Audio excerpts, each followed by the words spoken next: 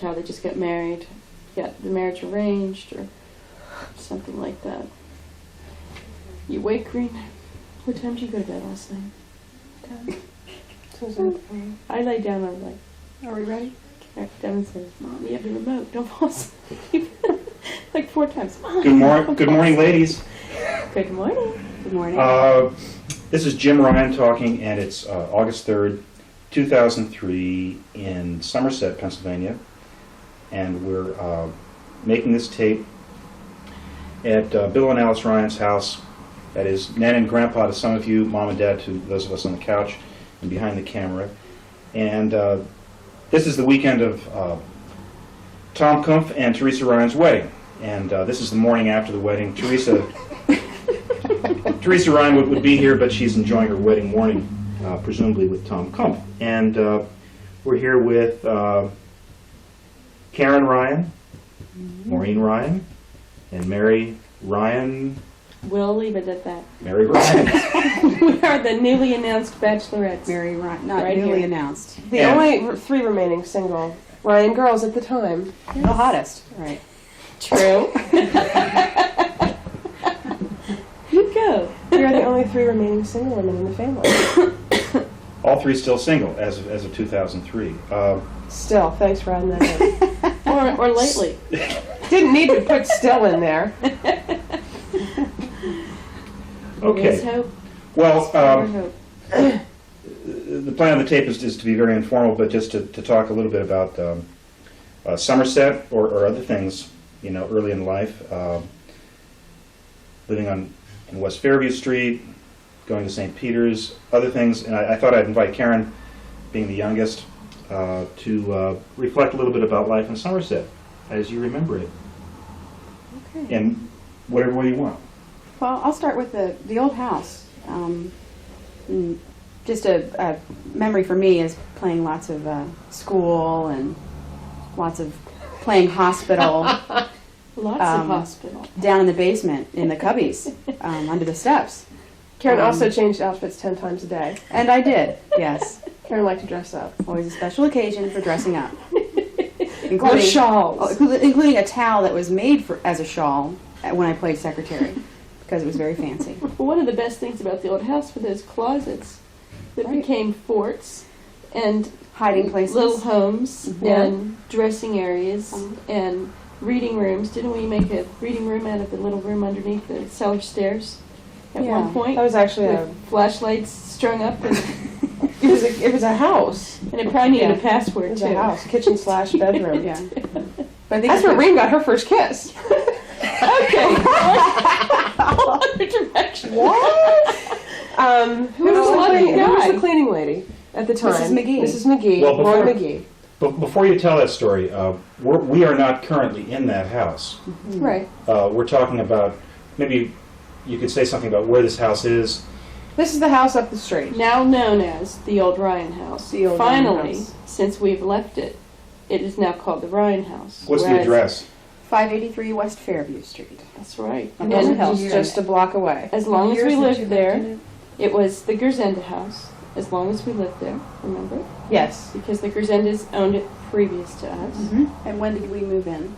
Well, Karen and I were born there. We moved I in know just that. before I started kindergarten, because I remember the kindergarten bus driving into the lower driveway to pick me up. And I was So that would be what year? petrified. I think it's probably safe to say the summer of 1966. It was just after Teresa was born. Teresa was a baby, and So she was 65. born 65. 65, And so we moved out. 66. And moved out in 87. Summer of 87. Because I was leaving for college. Right. So I had to either pack up or get rid of. And they way downsized. Mhm. Yeah. Make sure we didn't come back. That's right. No rooms when you return. So now that we've established that, tell us about the kiss. Oh, well, this is kindergarten, I think. Mrs. McGee. Maureen was a Wow. early bloomer. Mrs. McGee was the cleaning lady. Mom, the house was huge, but The cleaning lady kissed you? Mom was the cleaning. Sorry, Mom was Block the mic.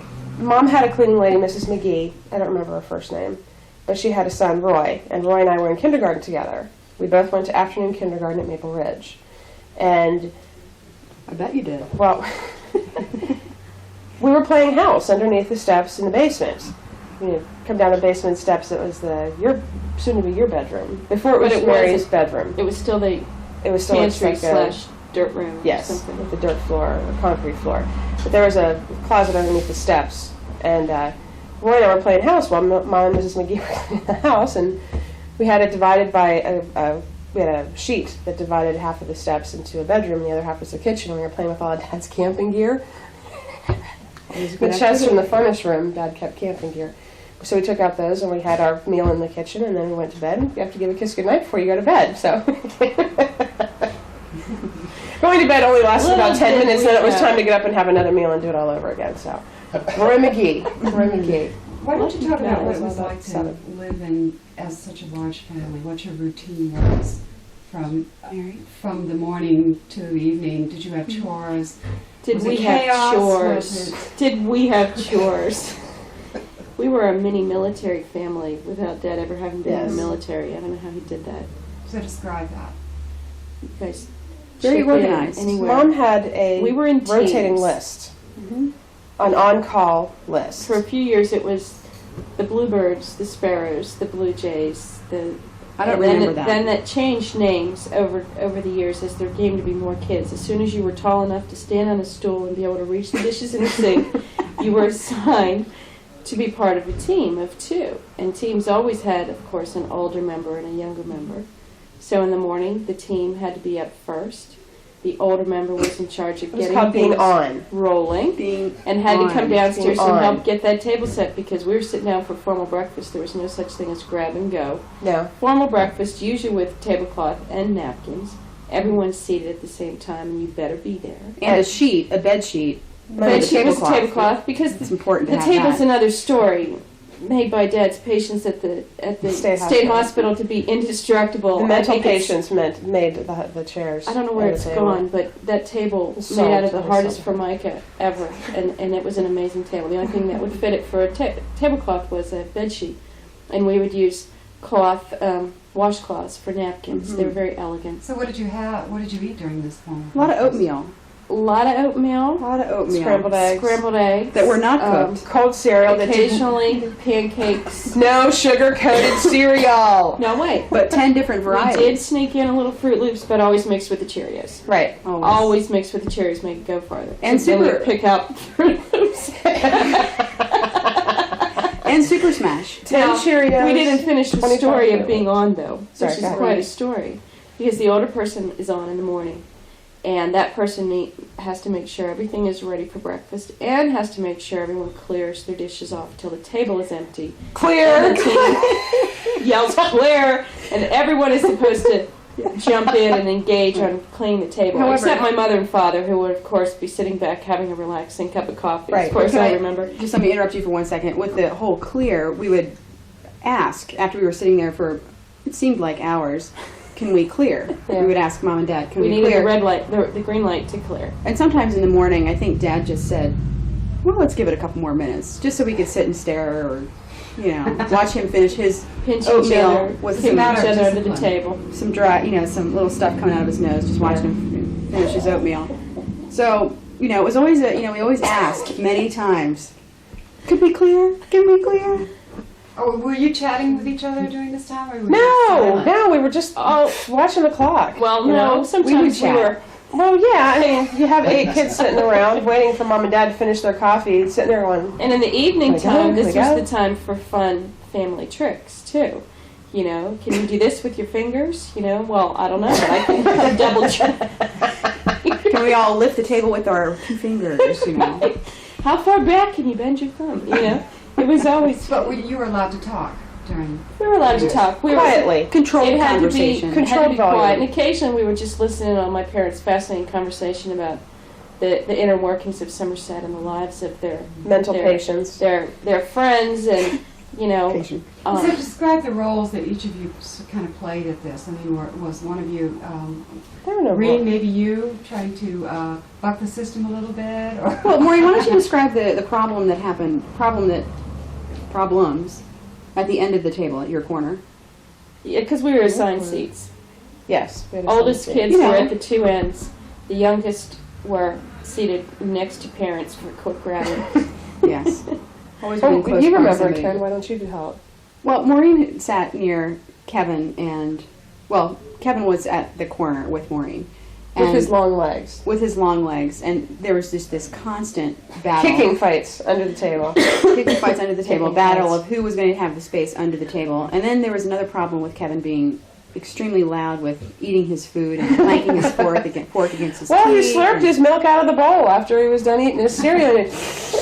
And he wants to hear that. And then there was one morning or evening that you two kissed because you were blowing in each other's faces. This I don't remember. I don't remember that at We all. remember it clearly. I don't remember. Oh, that. I missed that. I don't I remember. missed Was that. this at breakfast? I don't know what meal it was. It was at the table? It was at the I table. don't remember it. Now, my specialty at dinner time was, the cloth napkins were very handy. Jim and I shared the end of the table, and I was also very close to the bathroom, the half bathroom that was off the living room.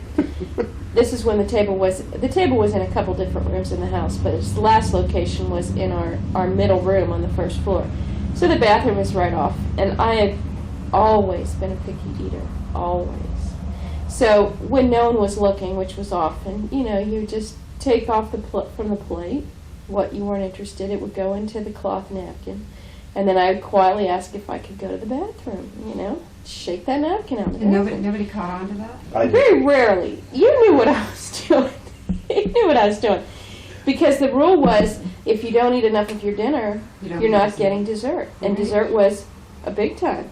And we always sat for dessert, usually brownies or something that I had made, or later Ice years cream. Karen had made. And Tapioca pudding. so that napkin Oh. came in very handy. I don't know if anyone else pulled the same trick, because No. dinner was not a democracy. I mean, you were going to eat what was on the table. And, it didn't matter how many of us said, not again, liver, Mom. It was there, you were eating it, or you weren't getting any dessert. You didn't have a dog you could feed this stuff to? Oh, we always had a dog. We always had a dog. In fact, you had to set the table Ryan style because of the dogs, which meant you did not put your That- fork and spoon on either side of the because of plate. small No, children. that was because of small children, Mom said. It was a double. It was a double Oh. duty. You didn't put knife and fork on the sides of the plate. You put knife, fork, and spoon above the plate at every It's very place setting, fancy. which I grew up thinking that's how people did it. Well, what does that have to do with the dog, though? What was Because the dog was so large. Our dog Eric. Well, we always had big dogs. Same, well, it was the But same for a Bernard. long time, he was so large that his head would come right above the table, But he would like to and he eat would the grab utensils? anything He off would the just table. Grab anything tail off would the just- table. Little children would come by and point, pulled silverware off, but Right. also dogs. Had to keep But I it don't think open. that I don't remember the dogs being around during meals. Oh, they were around, but we I were don't never, remember them. ever to feed them. No, ever, never. ever. Oh. So what is the most memorable moment at you're spending time talking about the meals. What is your favorite memory, each one of you, of what happened at a meal? Birthdays. Birthdays were good. When it was your birthday, you got a candle and a candle holder at Breakfast and dinner. breakfast and dinner. It was, Peanuts. and Jar of everybody got a peanuts. jar of peanuts. And I Yeah, asked Mom and Dad, peanuts. why did they give us peanuts? Why did they decide? How did that get to be a family tradition that you got a jar of salted peanuts for your birthday? And Mom said, well, your father and I were firmly against giving you any kind of candy or sugar or junk. So we You could decided steal we that from the would. cupboards anytime, after all. We knew where it Very was. limited junk food in the house. Very limited junk Or food. just go to the Yeah. neighbors. Really. What junk food was there was usually for lunches. Getting for soda was a school. real occasion. We did not have soda pop on a regular basis. Little Debbie's And so- were the extent of our. Little Debbie's. But anyway, for your birthday, you got a candle, you got a jar of peanuts were a guarantee, and you had the candle at your place for both meals, breakfast and dinner, right? Mm-hmm. I can't think of a meal that sticks out in my head, but an experience that sticks out in my head. Not a pleasant one, but that was usually the chosen place for someone to be disciplined. At the table? Was at the table. Ah, When A lot dinner of stuff ended. happened at the table. And it was either, the other end of being on was that, particularly in the evening, those who did not help to clear the table, who scooted into the bathroom when clear was called, or who sat at the table or didn't do their job, were put on a list at the request of my father. Put those names on the list, I will speak to them, which was, uh-oh, you're on the list, look out. That didn't usually mean a major discipline. It meant a talking to, a little lecture. But it was also the chosen place if you had been acting up at the dinner table, if you had been acting up earlier in the day. So If you got a bad report There are card. problems at That was the School. Got a bad place report where card. the discipline happened, and generally the spanking happened in front of all of us. So it was pretty mortifying if you're on the receiving end of that. After you eat, so you Yes. have a long time to think about it. And Yes. those of us that weren't and being we usually disciplined, knew it was coming. It was just a Who matter was of disciplined when. the most? I don't remember the spanking at the table. I don't remember that. Oh, I it remember the happened. discussions. I Of remember the report discussions cards. at the table. The report card discussions at the dining room table. Yeah, it was usually public. No, it was just in the center of the house. Nobody else Oh, was I was there. thinking at dinner. Oh, yes, I we was were. thinking at meals. That was frequently this a place was- for discipline. Was mealtime, or it was when we really ticked Dad off. I just remember, Which was frequently. just happened to be. I just the remember place. people, siblings who had a poor report card or didn't know their goals for college or what have you, having Don't a blame that discussion, bad grade on a teacher. having a discussion with mom and dad at the dinner table by themselves. But Right. some of us were up on the landing, Upstairs listening. listening or looking. and Because after you that's what got I remember. your lecture, you went upstairs and everybody said, "What happened? How did you know?" Even though we all knew because we were listening. And then we all knew it was the same thing all the time. Yeah. I don't know who got disciplined the most. I don't know. I was going to ask you about school. Mhm. Where you went to school, what that was like, the sort of things that you might remember from I remember. early school, maybe up through whatever years you want to talk about. I remember walking to grade school at St. Peter's, usually with Kevin in tow, in our little uniforms, being mercilessly teased by the kids at the junior high who would laugh at us in our uniforms. This is probably the time to describe to the uninitiated exactly what these uniforms were like.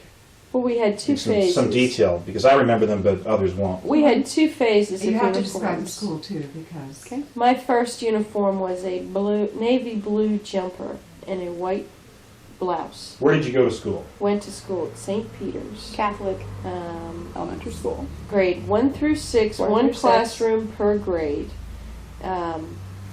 Right behind St. Peter's Catholic Church and right behind Somerset Junior High School. And we walked to school every day of our lives, about a 15-minute walk, something like that, trudging along in our uniforms. And as I said, in the first years, I don't remember being teased as a small child in the first, second, and third grades, but as an older child wearing the plaid jumper or the plaid skirt, no pants allowed, being teased terribly by the kids at the junior high, the hooligans at the public school, or at least that's what we were told they were, for wearing the goofy clothes to school. That was an every morning kind of experience. So gradually what I began doing, I mean it was pretty much the trend, is you would wear pants to school and change at school, or wear long pants or shorts under your skirt and not feel quite as strange. Did you do that as well? Well, our Plus it was uniforms were cold. a green and yellow plaid that zipped up Right. the back with a little round white collar, Very fashionable. shirts, Very knee socks. It was kicking. But for the wintertime, we had matching pants. There were matching pants that you could buy at GB's. That's where we bought those Standard GBs. issue. Standard issue Catholic pants, Catholic uniform pants. That matched. But they were See, I very, didn't get any very pants. thin. They were very thin, and because the Ryan children all had to walk to school, there were no rides. And we had a lot of bad winters when we were little. Mm-hmm. Well, I guess to us it was a lot of snow, but it got to be I felt like pretty waist high. deep Yeah, it was sometimes. waist deep sometimes when the Ryan kids were walking to school. And the air went right through these. So I told Mom, I said I want to wear jeans, and she said, fine, if that's warmer for you, wear jeans. And I brought the pants with me We all did. and changed in the Back coat then, room. In did. the back of every classroom, there was a coat room that had hooks. Everybody had their own hook in the coat room. And I would go back and take off the jeans, still had my dress on, and I would pull on the uniform pants. And I remember getting to school one day, and Sister Mary Bernadette, who was the principal, asked me to come in her The office. devil. She was the devil. Was the devil. Not a very nice nun. She walked in from the convent, which was right beside the school, walked in and said, Miss Ryan, I need to speak to you in my office. So she took me into her office and she asked me why I was wearing jeans with my uniform, because that is not the uniform. and I need to be setting an example out there, so I need to be wearing uniform pants. And I said, well, it's cold when we walk to school, and the air goes right through the uniform pants, so I want to wear jeans. And my mom said that was okay. And she said, well, why don't you wear thermal underwear underneath your uniform pants? And I said, well, then you have to take off 2 pairs of pants when you get to school. And so I went home and told Mom, and Mom actually called Sister Mary Bernadette and said, Maureen can wear her jeans. She said, I don't care, about the dress code. If Maureen is cold, she will wear jeans with her uniform. What is Mom backed me up on that one. What was the value of Catholic school to you all? I know you have a lot Zero. of stories to tell, and I know not It's a many little of you deeper have than- continued with the Catholic traditions, but was there I think anything that- good about it? I think Yeah, that it. yeah, go ahead. I think that it. In hindsight, as an adult, that it taught, at least for me, it provided a lot of structure, a lot of kind of taught you how to be respectful of people who are older than you, how to, taught you, of course, even from, in addition to Mom and Dad, having manners around people, how to act in, certain situations, like in church or, I don't know about academia, whether I had a really strong, with the exception of maybe English, whether it was really a place where I got a good education otherwise, except for grammar and all that good stuff. But I think, it was difficult because I think the religious side of it all, they weren't really strong in explaining why you were doing certain traditions or certain rituals. They were just told that you had to do that. So I think, in hindsight, that was probably good for me because I think I question a lot of, religious things now. So Which is why, I guess, Mary, with the exception of you're going back to church, but none of the children go to church. Well, Right. I would say that my Catholic college experience was much more, I would say I got more out of that than a Catholic elementary experience, partly because there wasn't a lot of explanation. There was a lot of just do it because said so. They said so, you gotta go to church on Sundays, you have to be in church on First Fridays, and, it was the culture, it was really a cultural way of doing things, but there wasn't a lot of information behind it about why we do certain things. Right. There was just a lot of, you must do it because we've always done it, because that's how it goes. And as far as academics, I mean, I think we were stronger in some subjects because of emphasis on both math and reading. We were stronger than public school kids when we blended into junior high. But apart from that, it was just sort of a little, I keep coming back to the culture, subculture, because I stayed connected with those kids to some extent that I went from first grade all the way through the public school with, in a way that I didn't feel connected to other kids because we'd shared that funky experience. Do you think that growing up in a small town like Somerset is valuable beyond measure, or is it, you all have a lot of amusing stories to tell about characters here. Do you think that gave you a good foundation, or did it not matter in hindsight? It's hard to know because we didn't have any other way. I mean, I can't compare it to anyone else's childhood because we didn't move around any more than moving to a couple different homes in this town.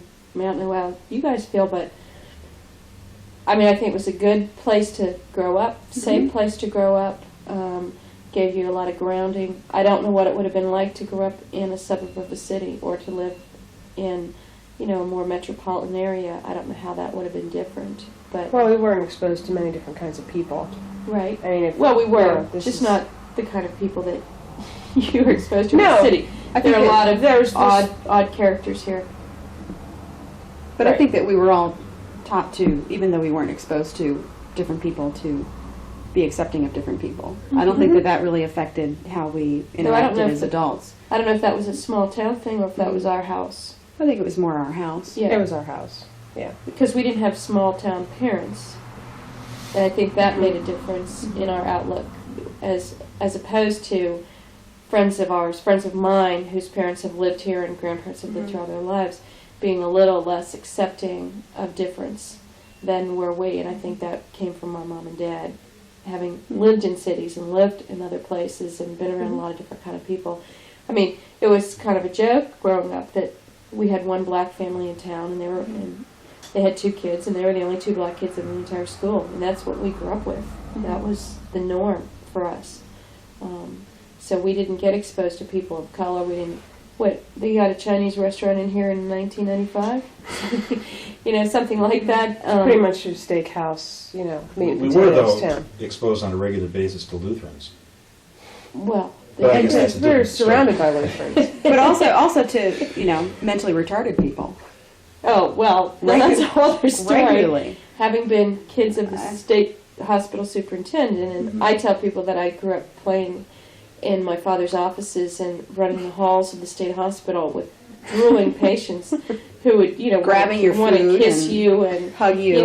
come up and breathe all over you, and that was the smell of a state hospital. I cannot, working in the mental health community as I do, I cannot go into a state facility without having these vivid flashbacks because they smell the same, and they all have the old yellow Institutional glossy green. brick or green. Old green furniture Um, and carpet. And it brings me back to childhood, and that was a funky way to grow up. But Mary and Karen, you both have your careers now are similar in that you're it's healthcare. You're orienting yourselves towards people who need your help. So you must have been influenced by that in a very Sure. positive way.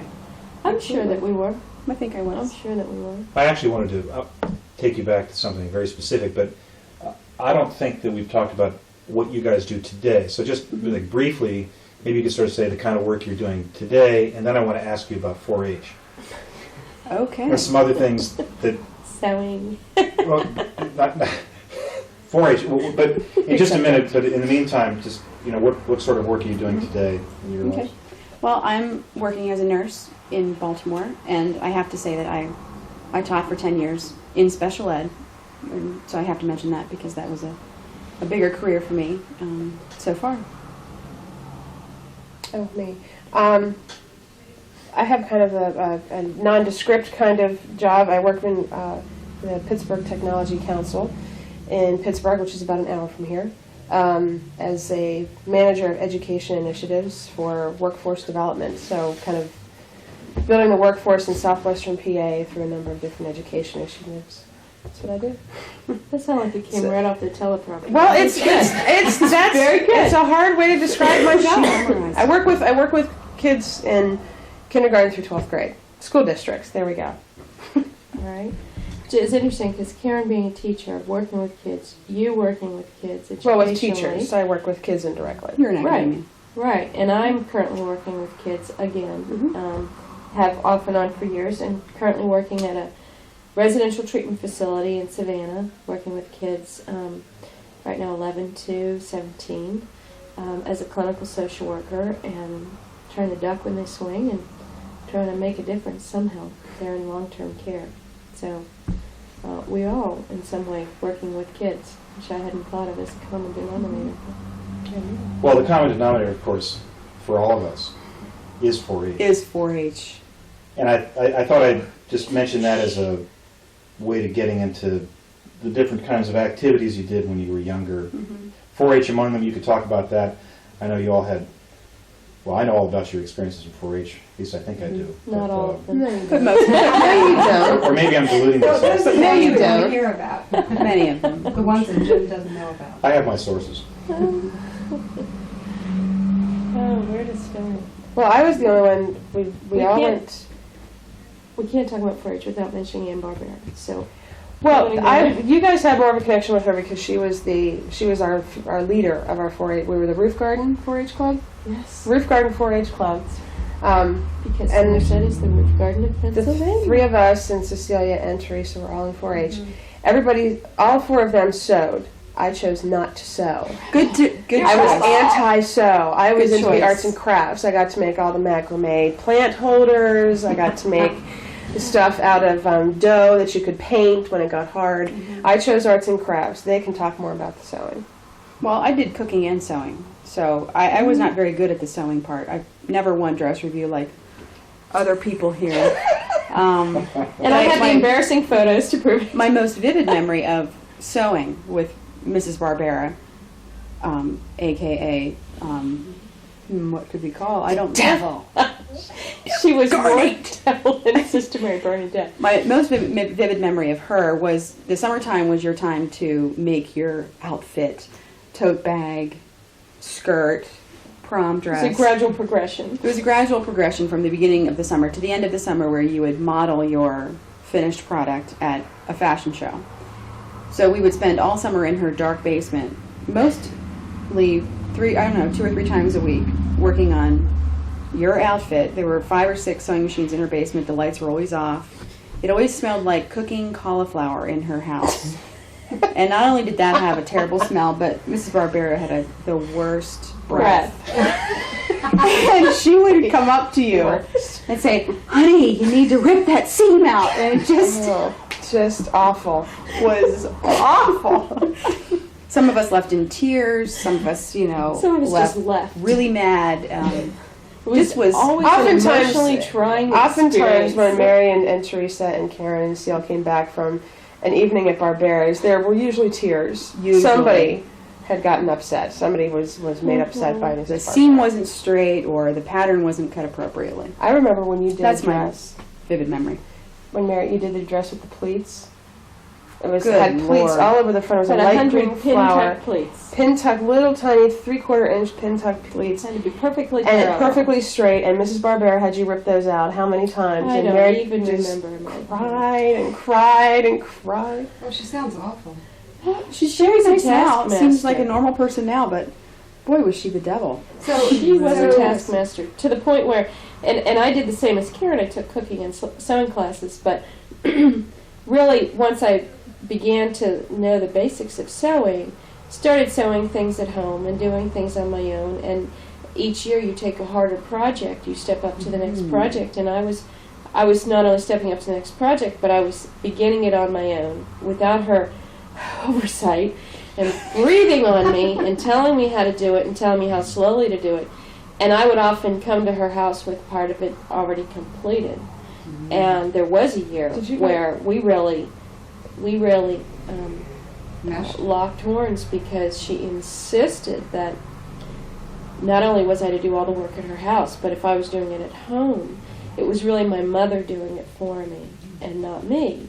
And which, as we all know, mother Mom does not didn't sew. sew. You got to pay her No. well to sew.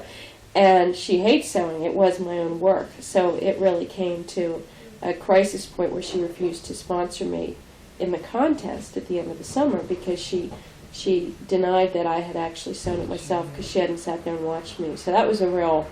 But you Mary- have to explain what dress review is. Oh, yes. Well, the Well, whole purpose of making these outfits was the was end to product. enter dress review, which was the fashion contest. Several different 4-H clubs got together, and you would walk across the stage and model your outfit while someone read a description of it. Had to model what you had made. If you won at the county level here, you could go on to states, and you could go on to regionals, and you could eventually go on to the national 4-H event.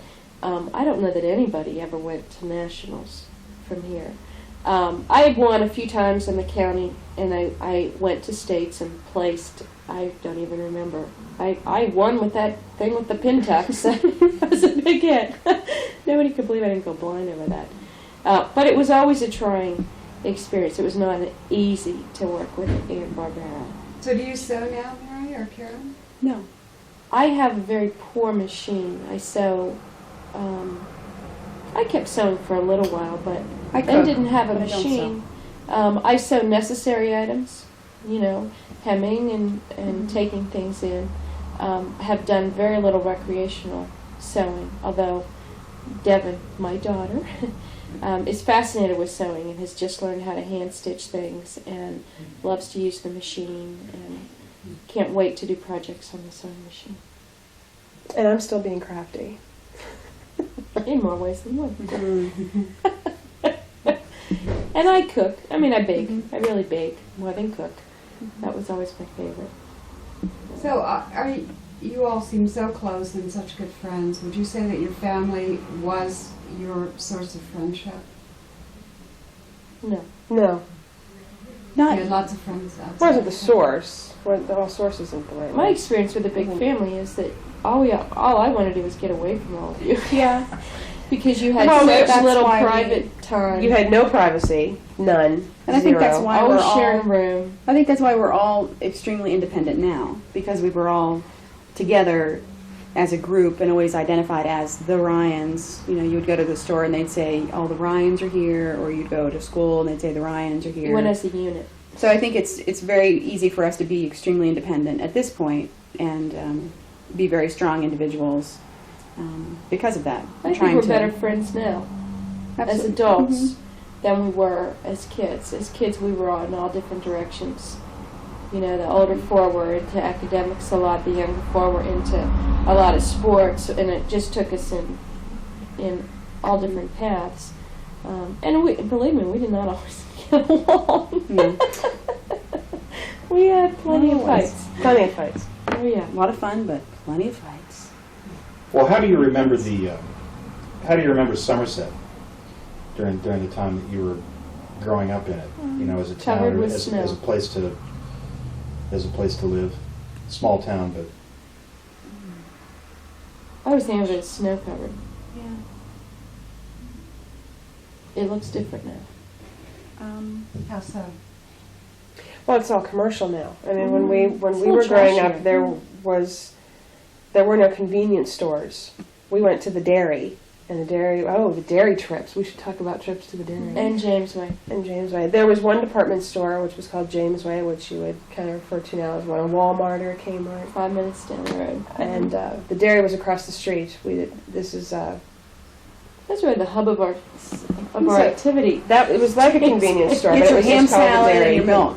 We got milk, we got juice. Mom had 2 big metal racks that held 4-gallon glass bottles. Were they gallons? They were half-gallon Half bottles, gallons. and to be honest, we didn't even go to where we had the milkman deliver. You don't remember that. Before there was a dairy, we had a milkman deliver milk to the house, and he'd bring a tray of goodies. Right. That once in a blue moon, Mom would buy some sweet rolls off this folding-out tray that he had. He would bring to the door, and he'd show you what he had for the day. But otherwise, he would put the milk either in a little milk box outside the door that was insulated, wasn't refrigerated, or he'd bring it right to the door. And that's how we came up with the story that Kevin was the milkman's child, because Kevin had a different color skin.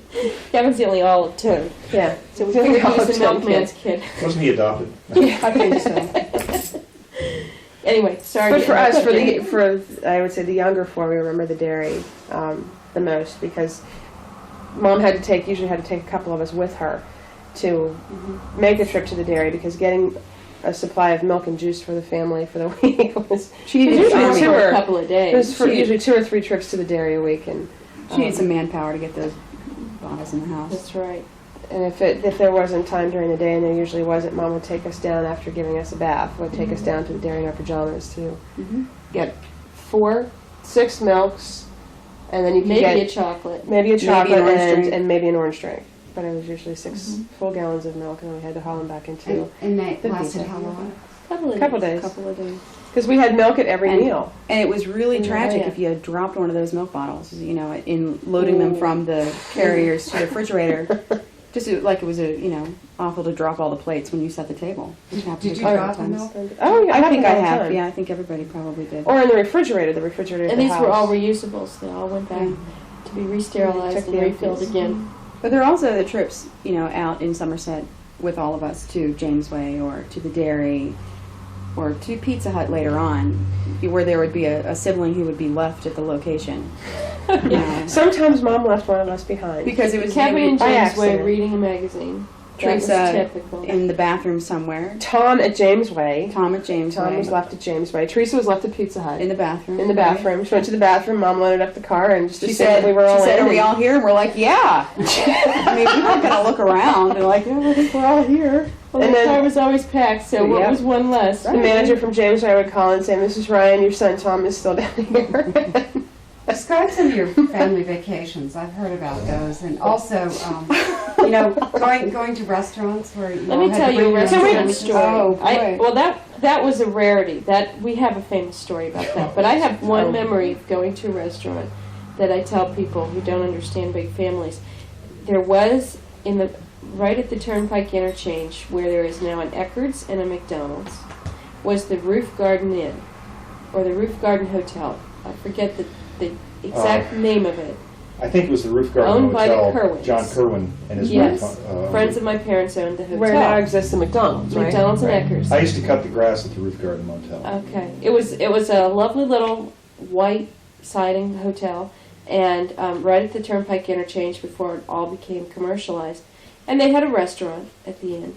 The Called the hotel. Waffle House, The Waffle House. wasn't it? Well, we typically had waffles there. I don't remember if it had a name. And I think this either was before the Pine Grill came in or before the Pine Grill was really a location for us to go to. And we would often go down and have breakfast after church. No, I shouldn't say often. The few occasions we would go out to breakfast, we might go there. And typically, Mr. Kerwin, who was kind of a practical joker, would come out and offer one of us a pine float. If you remember that. The pine float. Kevin used to get a kick out of it. He'd bring out a bowl covered with a napkin. He'd say, "Here's your pine float." And Kevin would take the napkin off, and there, in a bowl of water, was a toothpick floating.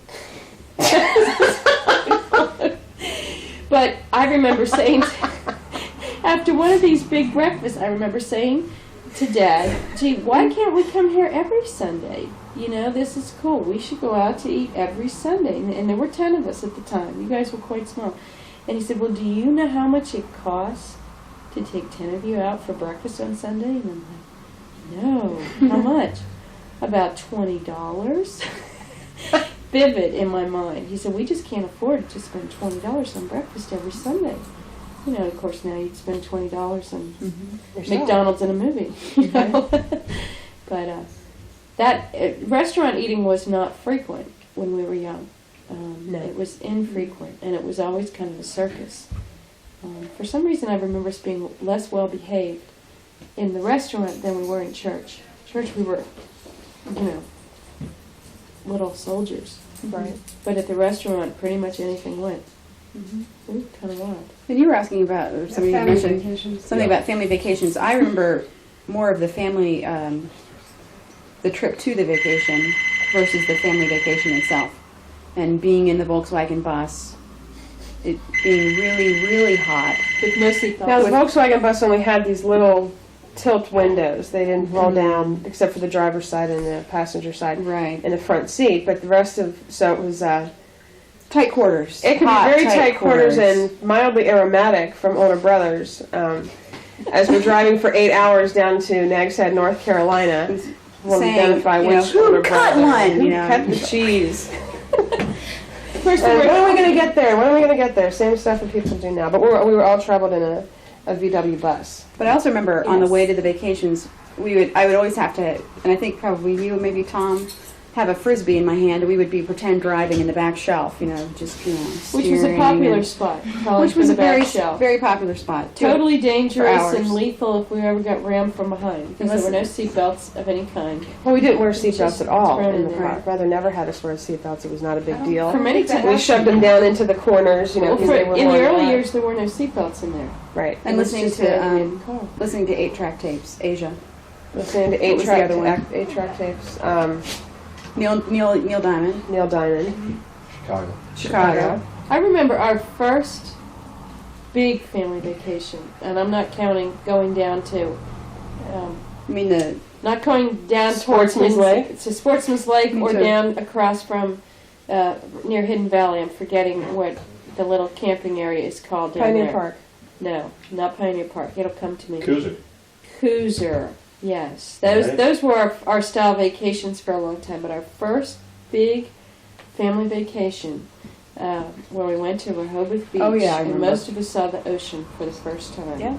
Um, the little we tiny were all house. stunned and amazed, totally stunned and amazed. We had a little house at the end of the vacation house. It's probably the least favored spot, but a big enough house for us. Dad, of course, brought his work with him and worked while the rest of us went to the beach. But I remember that vividly because we were all very tentative. We still have pictures of that. Everyone kind of stepping in the ocean carefully. We must have thought it was going to bite us. But that's a vivid memory, Rehoboth Beach. I can remember some pretty major sunburn from that. Major. trip. We were Yeah, pretty much they were- virgins when it came to the sun. Yeah. you know, living up here in the mountains. But I remember one vacation, Maureen and I had, before we left, well, this was after she had me drinking lemonade at my nose, but afterwards, at the end of one of the family vacations, we had made a treasure hunt. And we had taken like seashells and This was a different beach. This was It's a different Nags Head, beach. North Carolina. Nags Head, North Carolina. Maybe a frog, something with a frog. Maybe it was, I don't know if it was a dead frog. Anyway, we'd made this scavenger hunt for the people that were to come next in the house. And we spent the whole But morning. this was under the house. All the houses at the beach were up on Right. stilts. So we were under the house, Burying burying things in jars. For the people leaving notes, Leaving where to notes. find them. For the directions. aliens when they landed. No, for the next people that moved The into next the people. house. That came to stay in the house. We left a little map of where to dig to find the Find jars, these to things. find the stuff that we Yes. had. It was a big project. Big project. Vivid memory. All afternoon. How do you think your parents have changed over the years, and how do you think you all have, briefly? I don't think that's a brief answer. No, I know. Pretty broad. Well, I think Mom and Dad have relaxed a bit. They're certainly more tolerant. Don't think of Dad as a... I think they enjoy having us out of the house. And I think that's one of the reasons why they moved to a smaller house, so we couldn't all come visit. Oh, we all know And stay that. for an extended period of We all know time. that. That's a clear message.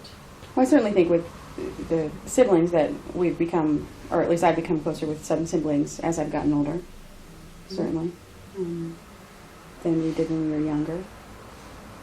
Mom and Dad, they're more relaxed, Mm-hmm. you know, They're not quite so busy. not, you know, Dad's not Mr. Military Man. Well, occasionally. But he owns corduroys. I saw that the other Right. day. No That's a big jumpsuits. step. He did not used to own corduroys. In fact, there's a whole probably film we could do on Dad's pickle suits. Dad's fashion.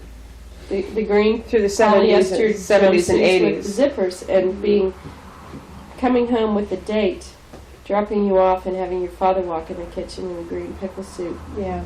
Well, what And is the sometimes difference? farting. Leisure suit. A leisure suit. Why do you A call leisure it a suit. pickle? Because it was bright green.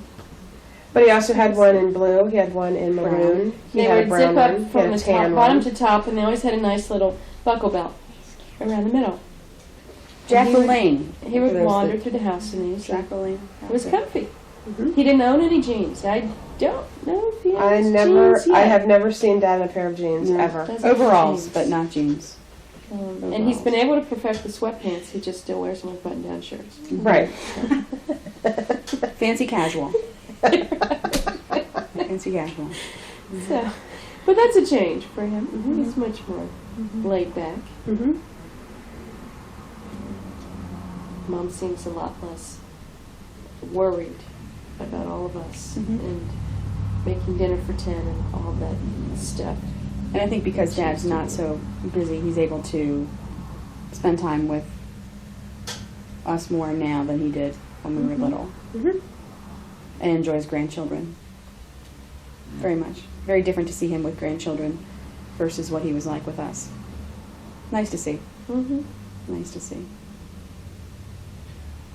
Well, we have about 10 minutes or so, and we don't want to leave out your high school experiences, Which one? or junior high and high school, and/or Maple Princess. getting ready for. Yeah, man. Why don't you talk about Maple Well, Princess? we may want to save a whole separate tape for the Maple Princess That's a whole experience. other story. It's optional. We could do it, No, not Um, today. but we heard something about going to St. Peter's School and something sort of talking about junior high and 4-H, which is of course, elementary school and junior high. But do you have any memories of high school you think would be interesting for later generations?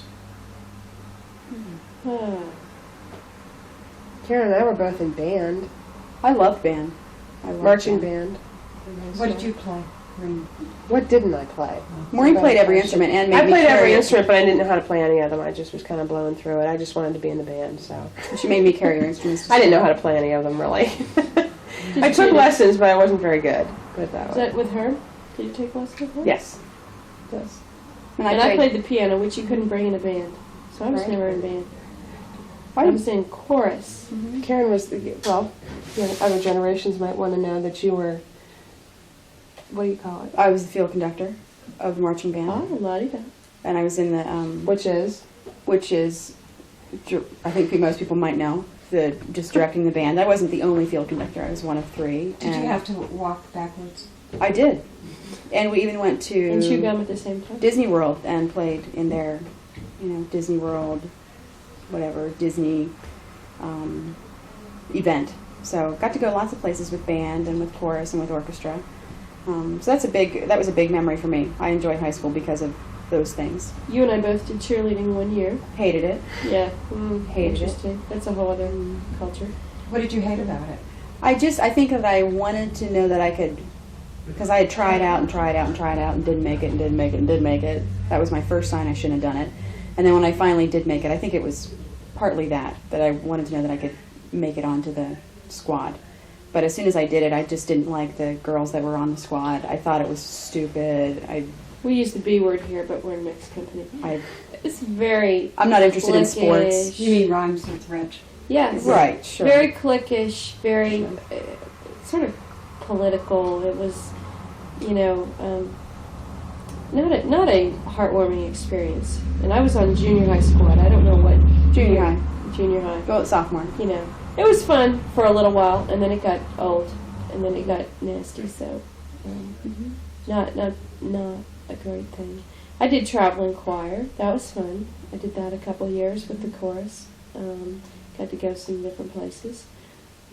Maureen, you were a sports person, right? I threw the shot put in track and field. Talk about The it. record. Dangerous. And although you can't see this right now, my older brother is behind the camera imitating me throwing the shot put. I still, to this day, hold the the school record for the longest distance. Oh. So why didn't you So- pursue that in college? Right before, in my senior year, I had qualified for states and was going to go to states, and I was practicing at the field and went up in the air and came down and twisted my ankle. And so I was out of the running for the states. And then I went off to college. And when I went to college and I met with the coach and one of the other shot putters, and she was about 3 times the size of me, and I thought, oh my gosh, I'm going to get that big. And she took me on the field and she said, go ahead, give it a throw, and it just kind of went plop, and I said, I don't want to do it anymore. It just wasn't into it anymore. So no, I didn't stick with it. You don't regret not doing it? Oh no. It was for high school. It wasn't a college thing. I didn't want to follow through with college on that. No. Track and field. And we haven't heard about the Maple Princess briefly. Well, the Maple Princess it really is for a whole other story. It's a Somerset thing.